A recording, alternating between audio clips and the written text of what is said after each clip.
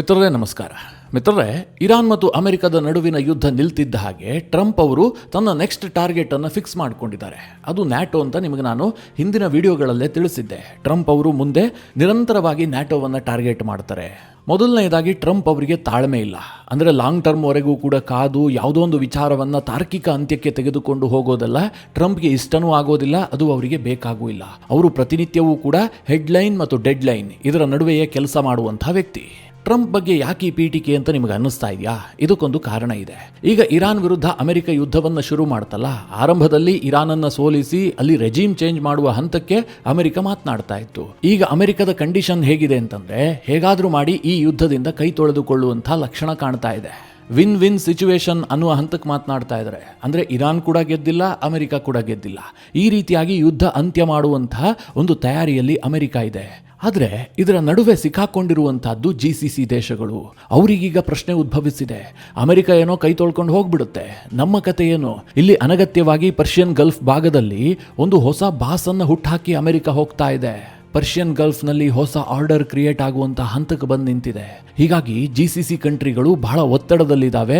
ಒಂದು ವೇಳೆ ಅಮೆರಿಕ ಏನಾದರೂ ಇದೇ ಸ್ಥಿತಿಯಲ್ಲಿ ಯುದ್ಧವನ್ನು ಅಂತ್ಯ ಮಾಡಿ ಹೋಗಿದ್ದೆ ಆದರೆ GCC ರಾಷ್ಟ್ರಗಳು ಬಹಳ ದೊಡ್ಡ ಸೋಲನ್ನು ಅನುಭವಿಸ್ತವೆ. ಹೀಗಾಗಿ ಅವರು ಆಲ್ಟರ್ನೇಟಿವ್ ಕಡೆಗೆ ಯೋಚನೆ ಮಾಡ್ತಾ ಇದ್ದಾರೆ.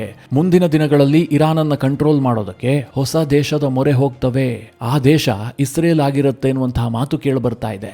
ಮಿತ್ರರೇ, ಬಹಳ ಇಂಟ್ರೆಸ್ಟಿಂಗ್ ಆದಂತಹ ವರದಿ ಇದು.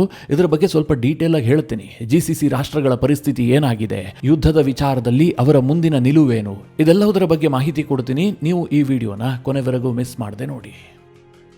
ನೀವು ಯುದ್ಧದ ವಿಚಾರವನ್ನು ಪ್ರತಿನಿತ್ಯ ಕೇಳ್ತಾ ಇದ್ರಿ, ನೋಡ್ತಾ ಇದ್ರಿ. ಅದರಲ್ಲೊಂದು ಸೂಕ್ಷ್ಮ ವಿಚಾರ ನಿಮ್ಮ ಗಮನಕ್ಕೆ ಬಂದಿರಬಹುದು.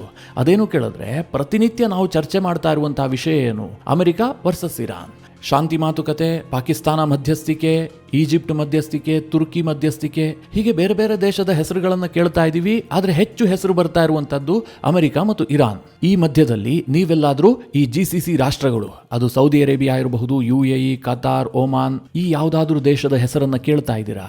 ಖಂಡಿತವಾಗ್ಲೂ ಇಲ್ಲ. ಪಾಕಿಸ್ತಾನ ಅಷ್ಟೆಲ್ಲ ಮಧ್ಯಸ್ಥಿಕೆ ಮಾಡೋದಕ್ಕೆ ಯತ್ನ ಮಾಡ್ತಾ ಇದೆಯಲ್ಲ, GCC ರಾಷ್ಟ್ರಗಳನ್ನು ಸಂಪರ್ಕ ಮಾಡ್ತಾ ಇದೆಯಾ? ಖಂಡಿತವಾಗ್ಲೂ ಇಲ್ಲ. ನೀವು ಸುಮ್ಮನೆ ಕೂತ್ಕೊಂಡು ನೋಡಿದ್ರೆ GCC ರಾಷ್ಟ್ರಗಳು ಔಟ್ ಆಫ್ ದ ಗೇಮ್ ಏನೋ ಅಂತ ಅನ್ಸುತ್ತೆ. ಆ ಮಟ್ಟಿಗೆ GCC ರಾಷ್ಟ್ರಗಳು ನೆಗ್ಲೆಕ್ಟ್ ಆಗ್ತಾ ಇದ್ದಾವೆ. ಮಿತ್ರರೇ, ಇಲ್ಲಿ ನೆಗ್ಲೆಕ್ಟ್ ಆಗ್ತಾ ಇದ್ದಾವೆ ಅಂತಂದ್ರೆ ಅವರು ಒಂದು ರೀತಿಯಲ್ಲಿ ಕನ್ಫ್ಯೂಸ್ ಆಗಿದ್ದಾರೆ. ಯಾವ ಹೆಜ್ಜೆಯನ್ನು ಇಟ್ಟರೆ ಮುಂದೇನು ಪರಿಣಾಮ ಆಗುತ್ತೆ ಅನ್ನೋದ್ರ ಬಗ್ಗೆ ಸಾಕಷ್ಟು ಗೊಂದಲದಲ್ಲಿದ್ದಾರೆ. ಇರಾನ್ ವಿರುದ್ಧ ಅಮೆರಿಕ ಮತ್ತು ಇಸ್ರೇಲ್ ಆರಂಭ ಮಾಡಿದಂತಹ ಈ ಯುದ್ಧದಲ್ಲಿ ಸೋತಿದ್ಯಾರು ಕೇಳಿದ್ರೆ ಅನ್ಡೌಟೆಡ್ಲಿ ನೀವು ಹೇಳಬಹುದು GCC ರಾಷ್ಟ್ರಗಳು ಅಂತ. ಯಾಕೆ ಈ ಮಾತು ಹೇಳ್ತಾ ಇದ್ದೀನಿ ಅಂತಂದ್ರೆ, ನೀವು ಸ್ಟ್ರಾಟಜಿ ದೃಷ್ಟಿಯಿಂದ ನೋಡೋದಾದ್ರೆ ಈ GCC ರಾಷ್ಟ್ರಗಳಿದಾವಲ್ಲ, ಇವರು ದೊಡ್ಡ ಸೋಲನ್ನು ಅನುಭವಿಸಿದಂತಹ ರಾಷ್ಟ್ರಗಳು. ಇದರ ಬಗ್ಗೆ ದೊಡ್ಡ ದೊಡ್ಡ ಜಿಯೋಪೊಲಿಟಿಕಲ್ ಎಕ್ಸ್ಪರ್ಟ್ಗಳು ಮಾತನಾಡಿದ್ದಾರೆ. ಅದ್ರ ಬಗ್ಗೆ ನಾನು ನಂತರದಲ್ಲಿ ಹೇಳ್ತೀನಿ. ಆದರೆ ಹೇಗೆ GCC ರಾಷ್ಟ್ರಗಳಿಗೆ ಹಿನ್ನಡೆ ಆಗಿದೆ, ಸೌದಿ ಅರೇಬಿಯಾದ ಕಿರೀಟ ಹೇಗೆ ಕಳಚಿ ಬಿದ್ದಿದೆ ಅನ್ನೋದನ್ನ ಮೊದಲಿಗೆ ಹೇಳ್ಬಿಡ್ತೀನಿ. ಮಿತ್ರರೇ, ಕೆಲ ಎಕ್ಸ್ಪರ್ಟ್ಗಳು GCC ರಾಷ್ಟ್ರಗಳನ್ನು ಬಲಿಪಶುಗಳು ಅಂತ ಹೇಳ್ತಾರೆ. ನಾನು ಆ ರೀತಿಯಾಗಿ ಹೇಳೋದಕ್ಕೆ ಹೋಗೋದಿಲ್ಲ. ಅವರೇನು ಬಲಿಪಶುಗಳಲ್ಲ, ಅಥವಾ ಅವ್ರ ಮೇಲೆ ದಾಳಿ ಆಗಿದ್ದನ್ನ ಖಂಡಿಸೋದಕ್ಕೂ ಸಾಧ್ಯ ಇಲ್ಲ. ಯಾಕೆ ಕೇಳಿದ್ರೆ, ಇರಾನ್ನ ಹಿತ್ತಲಿಗೆ ಅಮೆರಿಕವನ್ನ ಕರೆತಂದಿದ್ದೇ ಈ GCC ರಾಷ್ಟ್ರಗಳು. ಇರಾನ್ಗೆ ನಿರಂತರವಾಗಿ ದಾಳಿಯ ಬೆದರಿಕೆಯನ್ನು ಒಡ್ಡಿದ್ದೇ ಈ GCC ರಾಷ್ಟ್ರಗಳು. ಅಮೆರಿಕಾಗೆ ಮಿಡಲ್ ಈಸ್ಟ್ ನಲ್ಲಿ ಇಷ್ಟೆಲ್ಲಾ ಬೇಸ್ಗಳು ಇರಲಿಲ್ಲ ಅಂತಾಗಿದ್ರೆ ಈ ಪ್ರಮಾಣದಲ್ಲಿ ಅಮೆರಿಕ ಯುದ್ಧದಲ್ಲಿ ಭಾಗಿಯಾಗ್ತಾ ಇರಲಿಲ್ಲ. ಈಗ ಯುದ್ಧದ ಸನ್ನಿವೇಶದಲ್ಲಿ ಇರಾನ್ ಏನ್ ವಾದ ಮಾಡ್ತು? ನಿಮ್ಮ ನೆಲದಿಂದ ನಮ್ಮ ಮೇಲೆ ದಾಳಿ ಆಗ್ತಾ ಇದೆ, ಇರಾನ್ ಮೇಲಿನ ದಾಳಿಗೆ ನಿಮ್ಮ ನೆಲವನ್ನ ಬಿಟ್ಟು ಕೊಟ್ಟಿದ್ರಿ, ಹೀಗಾಗಿ ನಿಮ್ಮ ಮೇಲೆ ದಾಳಿ ಮಾಡೋದಕ್ಕೆ ನಮಗೆ ಪೂರ್ಣ ಅಧಿಕಾರ ಇದೆ, ಆ ಹಕ್ಕಿದೆ ಅಂತ ಹೇಳ್ಬಿಟ್ಟು ಇರಾನ್ ಅವರು ಯುದ್ಧ ಮಾಡಿದ್ರು. ಅದು UAE ಇರಬಹುದು, Oman, Qatar, Bahrain, Kuwait, Saudi, Iraq, Jordan, ಯಾವ ದೇಶಗಳನ್ನು ಕೂಡ ಇರಾನ್ ಬಿಟ್ಟಿಲ್ಲ. ಈ ದೇಶಗಳು ಕೂಡ ಯುದ್ಧವನ್ನು ಸಹಿಸಿಕೊಂಡ್ವು. ಯಾಕೆ ಅಂತಂದ್ರೆ ಈ ದೇಶಗಳು ಯುದ್ಧವನ್ನು ಬಯಸ್ತಾ ಇದ್ವು. ಆದ್ರೆ ಈಗ ಎಡವಟ್ಟಾಗಿರೋದು ಎಲ್ಲಿ ಗೊತ್ತಾ? ಅಮೆರಿಕ ಕೊಟ್ಟಂತಹ ಭರವಸೆಯನ್ನ ಈಡೇರಿಸಿಲ್ಲ. ಅಮೆರಿಕ ಬಿಗ್ ಯೂಟರ್ನ್ ಅನ್ನು ತೆಗೆದುಕೊಂಡಿದೆ. ನೀವೇ ಗಮನಿಸಿ, ಈ ಯುದ್ಧ ಶುರುವಾದ ಬಳಿಕ ಯಾವುದಾದ್ರೂ GCC ರಾಷ್ಟ್ರ, ಕತಾರನ್ನು ಬಿಟ್ಬಿಟ್ಟು ನಾನು ಹೇಳ್ತಾ ಇದ್ದೀನಿ, ಕತಾರ್ ಯಾವಾಗಲೂ ಕೂಡ ಆಚೆ ಈಚೆ ಡಬಲ್ ಗೇಮ್ ಮಾಡುವಂತಹ ದೇಶ, ಅವರ ಪಾಲಿಸಿ ತುಂಬಾ ಸ್ಟ್ರಾಂಗ್ ಆಗಿಲ್ಲ. ಉಳಿದಂತೆ ನೀವು ಎಲ್ಲಾ ದೇಶಗಳನ್ನ ಗಮನಿಸಿ, ಅದರಲ್ಲಿ ಮುಖ್ಯವಾಗಿ UAE ಮತ್ತು ಸೌದಿ ಅರೇಬಿಯಾ, ಅವ್ರು ಯಾವತ್ತಾದ್ರೂ ಕೂಡ ಯುದ್ಧ ನಿಲ್ಲಿಸುವ ಬಗ್ಗೆ ಮಾತನಾಡಿದಾರಾ? ಅಮೆರಿಕದ ಮೇಲೆ ಒತ್ತಡ ಹಾಕಿದ್ದನ್ನು ನೀವು ಕೇಳಿದ್ದೀರಾ. ಅವ್ರು ಹೇಳ್ತಾ ಇದ್ದಿದ್ದಿಷ್ಟೇ, ಇರಾನ್ ನಮ್ಮ ಮೇಲೆ ದಾಳಿ ಮಾಡುವಂತಹದ್ದು ಸರಿಯಲ್ಲ, ಅದಕ್ಕೆ ನಾವು ಪ್ರತಿಕ್ರಿಯೆ ಕೊಡ್ತೀವಿ ಅಂತ. ಅಂದ್ರೆ ಇರಾನ್ ವಿರುದ್ಧ ಪ್ರತಿದಾಳಿಯನ್ನ ಮಾಡೋದಕ್ಕೆ ನಮಗೂ ಕೂಡ ಅಧಿಕಾರ ಇದೆ ಅಂತ ಅವರು ಹೇಳ್ತಾ ಇದ್ರು ಬಿಟ್ರೆ ಬೇರೇನನ್ನೂ ಮಾಡಿಲ್ಲ. ಇದಕ್ಕೆ ಕಾರಣ ಏನು ಕೇಳಿದ್ರೆ, ಅವರು ಈ ಯುದ್ಧದಲ್ಲಿ ನಿರ್ಣಾಯಕವಾದಂತಹ ರಿಸಲ್ಟ್ ಅನ್ನ ಬಯಸಿದ್ರು. ಸೌದಿಗೂ ಒಂದು ಬಯಕೆ ಇತ್ತು, UAEಗೂ ಬಯಕೆ ಇತ್ತು, ಕುವೈತ್ ಬಹರೈನ್ಗೂ ಕೂಡ ಒಂದು ಬಯಕೆಗಳಿದ್ವು. ಅದೇನು ಕೇಳಿದ್ರೆ, ಇರಾನ್ನಲ್ಲಿ ಈಗಿರುವಂತಹ ಸರ್ಕಾರ ಕೊನೆಗೊಂಡು ಅಲ್ಲೊಂದು ಪ್ರೋ US ಗವರ್ನಮೆಂಟ್ ಬರಬೇಕು ಅಂತ. ಅದರಲ್ಲೇನು ಡೌಟೇ ಇಲ್ಲ. ಇವರೆಲ್ಲರ ಬಯಕೆಯೂ ಕೂಡ ಅದೇ ಆಗಿತ್ತು. ಹೀಗಾಗಿ ಯುದ್ಧ ನಡೀತಾ ಇದ್ರೂ ಕೂಡ ಇವರು ಅಮೆರಿಕಾಗೆ ಬೆಂಬಲವನ್ನು ಕೊಟ್ಟುಕೊಂಡು ಸುಮ್ಮನೆ ಇದ್ರೆ ಬಿಟ್ರೆ ಅಮೆರಿಕದ ಮೇಲೆ ಒತ್ತಡ ಹಾಕಿ ಯುದ್ಧ ನಿಲ್ಲಿಸುವಂತಹ ಕೆಲಸಕ್ಕೆ ಮುಂದಾಗಿರಲಿಲ್ಲ. ಆದರೆ ಮಿತ್ರರೇ, ಈಗ ಆದಂತಹ ಬೆಳವಣಿಗೆ ಇದೆಯಲ್ಲ, ಅಂದರೆ ಯುದ್ಧ 40 ದಿನಗಳಾಗ್ತಿದ್ದ ಹಾಗೆ ಅಮೆರಿಕ ಕೈಗೊಂಡಂತಹ ನಿರ್ಧಾರಗಳು, ಇರಾನ್ ಮೇಲೆ ಯುದ್ಧ ವಿರಾಮಕ್ಕೆ ಒತ್ತಡ ಹಾಕಿದ್ದು, ಡೀಲ್ಗೆ ಯತ್ನ ಮಾಡ್ತಿರೋದು, ಎಲ್ಲವುದನ್ನು ಒಪ್ಪಂದದ ಮೂಲಕ ಬಗೆಹರಿಸ್ಕೊಳ್ತೀವಿ ಅಂತ ಅಮೆರಿಕ ಹೇಳ್ತಾ ಇರೋದಿದೆಯಲ್ಲ, ಇದು ಈ GCC ರಾಷ್ಟ್ರಗಳಿಗೆ ಬಿಸಿ ತುಪ್ಪ ಆಗಿದೆ. ಇದನ್ನು ಕೇಳಿದಾಗ ಕೆಲವರಿಗೆ ಆಶ್ಚರ್ಯ ಆಗಬಹುದು, ಇದು ಯಾವ ಲಾಜಿಕ್ ಅಂತ ನಿಮ್ಗೆ ಅನ್ನಿಸಬಹುದು. ಮಿತ್ರರೇ, ಇದೇ ಇರುವಂತಹದ್ದು ಇಂಟ್ರೆಸ್ಟಿಂಗ್ ವಿಚಾರ. ನೀವು ಬಹಳ ಸಿಂಪಲ್ ಆಗಿ ಯೋಚನೆ ಮಾಡಿ. ಅಮೆರಿಕ ಏನು ಹೇಳ್ತಾ ಇದೆ, ವಿನ್ ವಿನ್ ಸಿಚುವೇಶನ್ ನಲ್ಲಿ ಈ ಯುದ್ಧವನ್ನು ನಾವು ಅಂತ್ಯ ಮಾಡ್ತೀವಿ, ಇರಾನ್ಗೆ ಬಹಳ ಸ್ವೀಟ್ ಆದಂತಹ ಡೀಲ್ ಕೊಡ್ತೀವಿ ಅಂತ. ಈಗ ಅಮೆರಿಕ ಬಯಸ್ತಾ ಇರುವಂತಹದ್ದು ಕೇವಲ ಒಂದು ವಿಚಾರವನ್ನ ಮಾತ್ರ, ಅದೇನು, ನ್ಯೂಕ್ಲಿಯರ್ ಭರವಸೆ. ಎನ್ರಿಚ್ ಆದಂತಹ ಯುರೇನಿಯಂ ಅನ್ನು ವಾಪಸ್ ಕೊಟ್ಬಿಟ್ಟು ಇನ್ನು ನಾವು ನ್ಯೂಕ್ಲಿಯರ್ ಎನ್ರಿಚ್ಮೆಂಟ್ ಮಾಡೋದಿಲ್ಲ, ಯಾವುದೇ ಅಣುಬಾಂಬನ್ನು ತಯಾರು ಮಾಡೋದಿಲ್ಲ ಅಂತ ಇರಾನ್ ಭರವಸೆ ಕೊಟ್ಟು ಅದಕ್ಕೆ ಸಹಿ ಹಾಕಿದ್ದೆ ಆದರೆ ಇರಾನ್ಗೆ ಭಾರಿ ಪ್ರಮಾಣದಲ್ಲಿ ಲಾಭ ಮಾಡಿಕೊಡೋದಕ್ಕೆ ಅಮೆರಿಕ ತುದಿಗಾಲ್ನಲ್ಲಿ ನಿಂತಿದೆ. ಹೇಳೋದಕ್ಕೆ ಸಾಧ್ಯ ಇಲ್ಲ. ಟ್ರಂಪ್ ಸ್ಟ್ರೀಟ್ ಆಫ್ ಹರ್ಮೋಸ್ ಅನ್ನ ನಿನ್ನೆ ಸ್ಟ್ರೀಟ್ ಆಫ್ ಇರಾನ್ ಅಂತ ಕರೆದಿದ್ದಾರೆ. ಅಂದರೆ ಅದನ್ನು ಇರಾನ್ಗೆ ಕೊಟ್ಟ ಲೆಕ್ಕದಲ್ಲಿ ಟ್ರಂಪ್ ಮಾತನಾಡ್ತಾ ಇದ್ದಾರೆ. ಹಾಗೊಂದು ವೇಳೆ ಸ್ಟ್ರೀಟ್ ಆಫ್ ಹರ್ಮೋಸ್ನ ಮೇಲೆ ಅಮೆರಿಕ ಇರಾನ್ನ ಅಧಿಪತ್ಯವನ್ನು ಒಪ್ಪಿಕೊಂಡಿದ್ದೇ ಆದರೆ ಅದರಲ್ಲಿ ಅತೀ ದೊಡ್ಡ ನಷ್ಟವನ್ನು ಅನುಭವಿಸುವಂತಹ ರಾಷ್ಟ್ರಗಳು GCC ರಾಷ್ಟ್ರಗಳು. ಯುದ್ಧಕ್ಕೆ ಮುಂಚೆ ಮುಕ್ತವಾಗಿ ವ್ಯಾಪಾರ ಆಗ್ತಾ ಇತ್ತು, ಯಾರಪ್ಪನ ಅಪ್ಪಣೆಯೂ ಬೇಕಾಗಿರಲಿಲ್ಲ. ಪರ್ಷಿಯನ್ ಗಲ್ಫ್ ರಾಷ್ಟ್ರಗಳ ಆರ್ಥಿಕತೆಯ ಜೀವಾಳ ಆಗಿರುವಂತಹ ಕಚ್ಚಾ ತೈಲ ಮತ್ತು ಗ್ಯಾಸ್ ಅನ್ನ ಮುಕ್ತವಾಗಿ ವ್ಯಾಪಾರ ಮಾಡ್ಕೊಳ್ತಾ ಇದ್ರು. ಯಾರಿಂದಲೂ ಏನು ತೊಂದರೆ ಆಗ್ತಾ ಇರಲಿಲ್ಲ. ನಾಳೆ ಏನಾದರೂ ಸ್ಟ್ರೀಟ್ ಆಫ್ ಹರ್ಮೋಸ್ ಇರಾನ್ ಕೈಗೆ ಹೋಗಿದ್ದೆ ಆದರೆ, ಈಗಾಗಲೇ ಅವರು ಕಂಟ್ರೋಲ್ ಪಡೆದಿದ್ದಾರೆ, ಅದು ಹಾಗೆ ಮುಂದುವರೆದಿದ್ದೆ ಆದರೆ ಈ GCC ರಾಷ್ಟ್ರಗಳ ತೈಲ ವ್ಯಾಪಾರಕ್ಕೆ ಬಹಳ ದೊಡ್ಡ ಪೆಟ್ಟು ಬೀಳುತ್ತೆ. ಇರಾನ್ ಯಾವಾಗ ಬೇಕಾದರೂ ಅದನ್ನು ರಿಸ್ಟ್ರಿಕ್ಟ್ ಮಾಡಬಹುದು, ಯಾವಾಗ ಬೇಕಾದರೂ ಅದಕ್ಕೆ ತಡೆಯೊಡ್ಡಿ ಈ ದೇಶಗಳ ಎಕಾನಮಿಯನ್ನು ಬರ್ಬಾದ್ ಮಾಡಬಹುದು. ಅಂದರೆ ಈ ದೇಶಗಳ ಜುಟ್ಟು ಇರಾನ್ ಕೈಗೆ ಸಿಕ್ಕಂತಾಗತ್ತೆ. ಈ ಇಡೀ ಪ್ರಾಂತ್ಯಕ್ಕೆ ಇರಾನ್ ಒಂದು ರೀತಿಯಲ್ಲಿ ಅನಭಿಷಕ್ತ ದೊರೆ ಆದಂತಾಗತ್ತೆ. ಜೊತೆಗೆ ಇನ್ನೊಂದು ಸೂಕ್ಷ್ಮ ವಿಚಾರವನ್ನ ಕೂಡ ಗಮನಿಸಿ.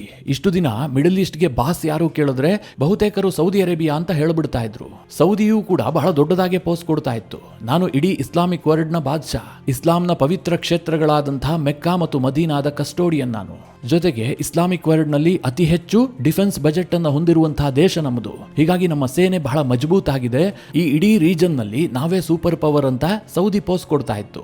ಆದರೆ ಈ ಯುದ್ಧ ಸೌದಿಯ ಮುಖವಾಡವನ್ನು ಕಳಚಿ ಹಾಕಿದೆ. ನೀವೇ ಯೋಚನೆ ಮಾಡಿ, ಇರಾನ್ ಸೌದಿ ಅರೇಬಿಯಾಗೆ ಯಾವ ಮಟ್ಟಿಗೆ ಹೊಡೆದಿದೆ ಅಂತ, ಅವ್ರು ಎಷ್ಟರ ಮಟ್ಟಿಗೆ ಕೆಣಕಿದ್ದಾರೆ ಅಂತ ಕೂಡ ಊಹೆ ಮಾಡಿಕೊಳ್ಳಿ. ಸೌದಿಯಲ್ಲಿರುವಂತಹ ಅಮೆರಿಕದ ಅಸೆಟ್ಗಳಿಗೆ ಹೊಡೆಯುವಂತಹದ್ದು ಬೇರೆ ವಿಚಾರ. ಇರಾನ್ಗೆ ಬೇರೆ ಆಪ್ಷನ್ ಇರಲಿಲ್ಲ, ಅವ್ರು ಅದಕ್ಕೆ ಹೊಡೆದ್ರು ಅಂತಂದ್ರೆ ಒಪ್ಕೊಳ್ಬಹುದು. ಅದರ ಆಚೆಗೂ ಕೂಡ ಸೌದಿಯ ಆಯಿಲ್ ಫೆಸಿಲಿಟೀಸ್ಗಳ ಮೇಲೆ ಇರಾನ್ ಹೊಡೆದಿದೆ. ಆಯಿಲ್ ಪೈಪ್ಲೈನ್ ಅನ್ನು ಕೂಡ ಟಾರ್ಗೆಟ್ ಮಾಡಿ ಉಡಾಯಿಸಿದ್ದಾರೆ. ಇಷ್ಟೆಲ್ಲ ಸೌದಿಗೆ ನಷ್ಟ ಮಾಡಿದ್ರೂ ಕೂಡ ಸೌದಿ ಎಲ್ಲೂ ಕೂಡ ಅಫೆನ್ಸಿವ್ ಆಗಲೇ ಇಲ್ಲ, ಕೇವಲ ಡಿಫೆನ್ಸಿವ್ ಆಗಿತ್ತು. ಇರಾನ್ ಕಳುಹಿಸಿದಂತಹ ಮಿಸೈಲ್ಗಳನ್ನು ಹೊಡೆದು ಹಾಕುವಂತಹದ್ದು, ಇರಾನ್ನ ಡ್ರೋನ್ಗಳನ್ನು ಇಂಟರ್ಸೆಪ್ಟ್ ಮಾಡೋದಕ್ಕಷ್ಟೇ ಸೌದಿಯ ಪೌರುಷ ಸೀಮಿತವಾಗಿತ್ತು. ಒಮ್ಮೆಯೂ ಕೂಡ ಇರಾನ್ಗೆ ಪ್ರತಿರೋಧವನ್ನೇ ತೋರಿಲ್ಲ. ಇದರ ಅರ್ಥ ಏನು ಕೇಳಿದ್ರೆ, ಇರಾನ್ಗಿಂತ ಸೌದಿ ಬಹಳ ವೀಕ್ ಆಗಿ ಕಾಣ್ತು. ಇಂತಹ ಪರಿಸ್ಥಿತಿಯಲ್ಲಿ ಅಮೆರಿಕ ಏನಾದರೂ ಇರಾನ್ ಜೊತೆಗೆ ಡೀಲ್ ಮಾಡಿಕೊಂಡು ಈ ಯುದ್ಧವನ್ನು ಅಂತ್ಯ ಮಾಡ್ತು ಅಂತ ಅಂದುಕೊಳ್ಳಿ. ಇಡೀ ಇಸ್ಲಾಮಿಕ್ ವರ್ಲ್ಡ್ ನಲ್ಲಿ ಯಾವ ರೀತಿಯಾದಂತಹ ಭಾವನೆ ಬಿಲ್ಡ್ ಆಗುತ್ತೆ. ಒಂದು ಕಡೆ ಇಸ್ರೇಲ್, ಇನ್ನೊಂದು ಕಡೆ ಅಮೆರಿಕ. ಇಂತಹ ಶಕ್ತಿಶಾಲಿ ದೇಶಗಳನ್ನ ಎದುರಿಸಿ ಬದುಕುಳಿದಂತಹ ದೇಶ ಇರಾನ್ ಬಹಳ ದೊಡ್ಡ ಪ್ರತಿರೋಧವನ್ನ ತೋರಿದೆ. ಹೀಗೆ ಇರಾನ್ ಅನ್ನ ನೋಡುವಂತಹ ದೃಷ್ಟಿಯೇ ಬದಲಾಗುತ್ತೆ. ಇದರ ಆಚೆಗೆ ಈ GCC ರಾಷ್ಟ್ರಗಳಿಗಿರುವ ಇನ್ನೊಂದು ಆತಂಕ ಏನು ಕೇಳಿದ್ರೆ, ಅಮೆರಿಕ ಇರಾನ್ ಜೊತೆಗೆ ಡೀಲ್ ಮಾಡ್ಕೊಳ್ಳೋದಕ್ಕೆ ಯತ್ನ ಮಾಡ್ತಾ ಇದೆಯಲ್ಲ, ಅದಕ್ಕೆ ಅಮೆರಿಕ ಎಂತಹ ಆಫರ್ಗಳನ್ನು ಕೊಡ್ತಾ ಇದೆ. ಇರಾನ್ ಮೇಲೆ ಇರುವಂತಹ ಸ್ಯಾಂಕ್ಷನ್ಸ್ ಗಳನ್ನ ನಾವು ತೆಗೆದುಹಾಕಿಬಿಡ್ತೀವಿ, ಅವರು ಮುಕ್ತವಾಗಿ ವ್ಯಾಪಾರ ಮಾಡೋದಕ್ಕೆ ಅವಕಾಶ ಕೊಡ್ತೀವಿ, ಇರಾನ್ ಆಯಿಲ್ ಎಲ್ಲಾ ಮಾರುಕಟ್ಟೆಯನ್ನು ಪ್ರವೇಶ ಮಾಡೋದಕ್ಕೆ ನಾವು ದಾರಿಯನ್ನ ತೋರಿಸ್ತೀವಿ ಅಂತ ಅಮೆರಿಕ ಹೇಳ್ತಾ ಇದೆ. ನಿಮಗೆ ನೆನಪಿರಲಿ, ಇವತ್ತು ಸೌದಿಯಂತೆ ಇರಾನ್ ಕೂಡ ಆಯಿಲ್ ರಿಚ್ ಕಂಟ್ರಿ. ಒಂದು ವೇಳೆ ಅಮೆರಿಕದ ಸ್ಯಾಂಕ್ಷನ್ಸ್ಗಳಿಲ್ಲ ಅಂತಾಗಿದ್ರೆ ಇವತ್ತು ಇರಾನ್ ಕೂಡ ಸೌದಿಯಂತೆ ಬಹಳ ಶ್ರೀಮಂತ ದೇಶ ಆಗಿರ್ತಾ ಇತ್ತು. ಮಿಲಿಟರಿ ಟೆಕ್ನಾಲಜಿ ಸೌದಿಗಿಂತಲೂ ಕೂಡ ಇರಾನ್ನಲ್ಲಿ ಚೆನ್ನಾಗಿದೆ. ಅಮೆರಿಕದ ಸ್ಯಾಂಕ್ಷನ್ಸ್ ಏನಾದರೂ ಇಲ್ಲ ಅಂತಾಗಿದ್ರೆ ಇವತ್ತು ಇರಾನ್ ಅನ್ನ ಹಿಡಿದು ನಿಲ್ಲಿಸೋದಕ್ಕೆ ಸಾಧ್ಯ ಆಗ್ತಾ ಇರಲಿಲ್ಲ. ಇಂತಹ ಪರಿಸ್ಥಿತಿಯಲ್ಲಿ ಇರಾನ್ನ ಸ್ಯಾಂಕ್ಷನ್ಸ್ಗಳನ್ನು ಅಮೆರಿಕ ತೆಗೆದು ಹಾಕಿದ್ದೇ ಆದರೆ ಈಗ ಜಗತ್ತಿಗೆ ಏನು ಅನಿಸುತ್ತೆ, ಇರಾನ್ಗೆ ಬಹಳಷ್ಟು ನಷ್ಟ ಆಗಿದೆ, ಯುದ್ಧ ನಷ್ಟದಿಂದ ಅವರು ಹೊರಬರುವಂತಹದ್ದೇ ಕಷ್ಟ. ಈಗಾಗಲೇ ರಿಪೋರ್ಟ್ ಬಂದಿದೆ, ಈ ಯುದ್ಧದಿಂದ ಇರಾನ್ 25 ಲಕ್ಷ ಕೋಟಿಯನ್ನು ಕಳ್ಕೊಂಡಿದೆ ಅಂತ. ಆದರೆ ಮಿತ್ರರೇ, ಇದರಿಂದ ಹೊರಬರೋದಕ್ಕೆ ಬಹಳ ಸಮಯ ಇರಾನ್ಗೆ ಬೇಕಾಗೋದಿಲ್ಲ. ಯಾಕೆ ಅಂತಂದ್ರೆ ಅವರ ಬಳಿಯಲ್ಲಿ ತೈಲ ಸಂಪತ್ತಿದೆ. ಅವರು ಬಹಳ ಕಾಂಪಿಟೇಟಿವ್ ದರದಲ್ಲಿ ಅದನ್ನು ಮಾರಾಟ ಮಾಡೋದಕ್ಕೆ ಸಿದ್ಧವೂ ಕೂಡ ಇದ್ದಾರೆ. ಅದನ್ನು ಖರೀದಿ ಮಾಡೋದಕ್ಕೆ ಭಾರತ, ಚೈನಾದಂತಹ ದೊಡ್ಡ ಮಾರುಕಟ್ಟೆ ಇದೆ. ಹೀಗಾಗಿ ಇರಾನ್ ಬಹಳ ಬೇಗ ಚೇತರಿಸಿಕೊಳ್ಳುತ್ತೆ. ಇರಾನ್ ಆರ್ಥಿಕವಾಗಿ ಚೇತರಿಸಿಕೊಳ್ತು ಅಂತಂದ್ರೆ ಮಿಲಿಟರಿ ವಿಚಾರದಲ್ಲೂ ಕೂಡ ಅವರು ಸ್ಟ್ರಾಂಗ್ ಆಗಿಯೇ ಆಗ್ತಾರೆ. ಆಗ ಇಡೀ ಮಿಡಲ್ ಈಸ್ಟ್ನ ಬಾಸ್ ಯಾರು ಕೇಳಿದ್ರೆ ಎಲ್ಲರೂ ಸಹ ಇರಾನ್ ಅಂತ ಹೇಳ್ತಾರೆ ವಿನಃ ಸೌದಿ ಅರೇಬಿಯಾ ಅಂತ ಹೇಳೋದಿಲ್ಲ ಮಿತ್ರರೇ. ಹೀಗಾಗಿ ಸೌದಿಯಿಂದ ಹಿಡಿದು UAE ಎಲ್ಲ ದೇಶಗಳು ಕೂಡ ಬಹಳ ದೊಡ್ಡ ಕನ್ಫ್ಯೂಷನ್ಗೆ ಗುರಿಯಾಗಿದ್ದಾವೆ. ಅಮೆರಿಕ ಈ ಸ್ಥಿತಿಯಲ್ಲಿ ಯುದ್ಧವನ್ನು ಅಂತ್ಯ ಮಾಡಿದ್ರೆ ಏನ್ ಕತೆ ಎನ್ನುವಂತಹ ಭಾವನೆ ಅವರಲ್ಲಿ ಬಿಲ್ಡ್ ಆಗಿದೆ. ಈ ಭಯ ಮತ್ತು ಅಸ್ಥಿರತೆ ಹೊಸ ಈಕ್ವೇಷನ್ಗಳಿಗೆ ಕಾರಣ ಆಗುತ್ತೆ.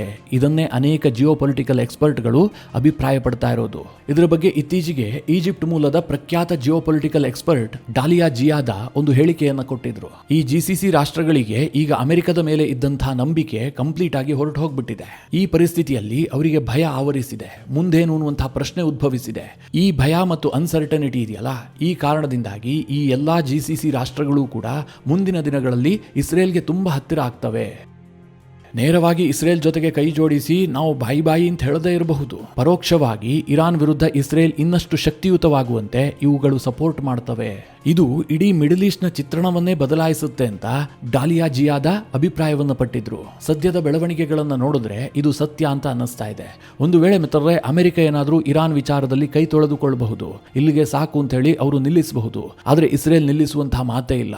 ಅವರಿಗೆ ಸಮಾಧಾನ ಆಗಿಲ್ಲ.